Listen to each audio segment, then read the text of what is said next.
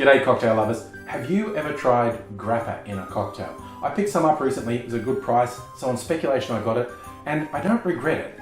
It's very interesting. On the nose it's... Man, that is musty. It's you can sort of tell that it's distilled grapes, but remnants of the fermentation. It's kind of like barrels in a cellar.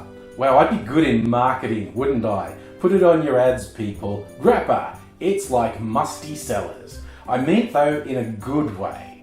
Having scored some Grappa, I looked up some cocktail ideas and I found one I really like the sound of it. It's essentially a Grappa sour and it goes like this. In a shaker you put 1.5 ounces or 45 mils of Grappa, and then you go with some nut liqueur like amaretto, 1 ounce or 30 mils.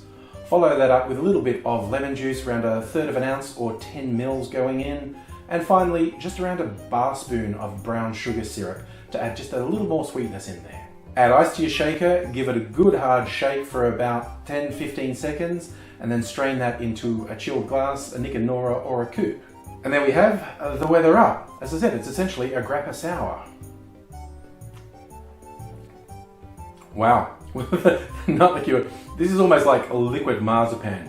You really only want to put a little bit of sugar syrup in there, or this would get too sweet too quickly. And if you're particularly sensitive to the sweetness, you could possibly leave it out altogether or put a little bit more lemon juice in there. Either way, this is actually pretty good. Like I said, it's liquid wedding cake. So I'm gonna knock this back and I hope to see you again soon. Take care of yourself in the meantime, and until I do see you again, cheers.